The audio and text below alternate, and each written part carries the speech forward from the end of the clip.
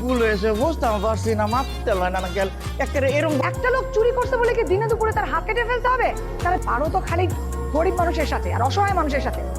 মাথা গরম ফ্যামিলির আগামী 95তম পর্বে কি তবে ডাক্তার আপার উপরেই নেমে আসতে চলেছে চরম বিপদ? শহর আলী মোল্লা কি চোরকে ছেড়ে দেওয়ার অপরাধে তার নিজের ভাতিজি রোকেয়া অর্থাৎ ডাক্তার আপার উপরেই হাত তুলবে, নাকি কমলা বেগমের বাড়িতে আটকে থাকা সেই নোয়াখালীয়া পাত্রপক্ষ এবার কোনো বড়সড় চাল চালাতে চলেছে? আগামী পর্ব অর্থাৎ 95তম পর্বটি কিন্তু খুব শীঘ্রই আগামী সপ্তাহের মধ্যেই বাংলা ভিশন চ্যানেলটিতে রিলিজ হতে যাচ্ছে। কিন্তু তার আগে আজকে 94তম পর্বে পরিচালক গল্পের মোড় কোন দিকে ঘোরালেন এবং কোন কোন হিডেন ক্লু রেখে গেলেন, চলুন একদম নিখুঁত ভাবে ব্রেকডাউন করা যায়। আজকের পর্বের শুরুতেই আমরা দেখতে পাই নোয়াখালী পাত্রপক্ষ যখন কমলা বেগমকে দেখে এসে অতিরিক্ত অহংকার আর বড় বড় কথা বলছিল, ঠিক তখনই এন্ট্রি নেন তাদের মাথা গরম আব্বা, যিনি নিজেকে ঢাকার এক দুর্ধর্ষ ডাকাত দলের সদস্য দাবি করেন। পাত্রপক্ষ যে এতক্ষণ বাঘ সেজেছিল তারা নিমিষেই বিড়ালে পরিণত হয় এবং জীবন বাঁচাতে শ্বশুর আব্বার পা ধরতে বাধ্য। অন্যদিকে পুতিন এবং বয়াতি চোরের হাত কেটে ফেলার মতো বর্বর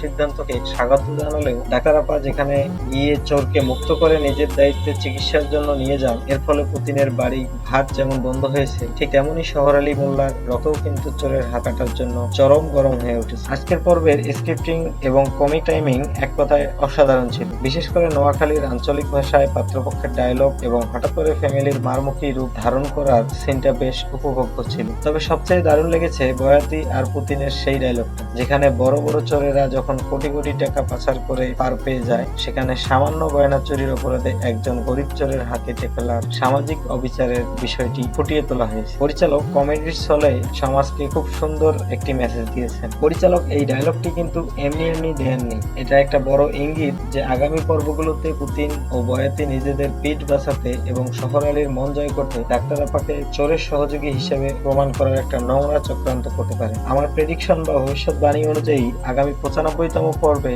শহর আলী মোল্লা যখন জানতে পারবে চোর ডাক্তার আপার হেফাজতে আছে, তখন সে তার দলবল নিয়ে ডাক্তার আপার ক্লিনিকে বা বাড়িতে চড়াও হবে। অন্যদিকে কমলা বেগমের বাড়িতে আটকে থাকা পাত্রপক্ষ হয়তো কোনো সুযোগ খুঁজে পালিয়ে যাওয়ার চেষ্টা করবে অথবা বিশাল অঙ্কের জরিমানা দিয়ে মুক্তি পাওয়ার পথ খুঁজবে। বন্ধুরা, আপনাদের কি মনে হয়, ডাক্তার আপা কি পারবেন চোরটিকে শহর আলী মোল্লার হাত থেকে পুরোপুরি রক্ষা করতে, নাকি পুতিনের উস্কানিতে শহর আলী নিজের ভাতিজির বড় কোনো ক্ষতি করে বলবে? আপনাদের মূল্যবান মতামত অবশ্যই নিচে কমেন্টে আমাদের জানান। আজকের ভিডিওটি যদি আপনাদের বিন্দুমাত্র ভালো লেগে থাকে তবে অবশ্যই একটি লাইক দিন। আর মাথা গরম ফ্যামিলির এমন নিখুঁত এবং হাই সিটিআর রিভিউ ও আগামী পর্বের আপডেট সবার আগে পেতে আমাদের চ্যানেলটি এখনই সাবস্ক্রাইব করে পাশে থাকা বেল আইকনটি অন করে দিন। দেখা হচ্ছে পরবর্তী ভিডিওতে। ধন্যবাদ।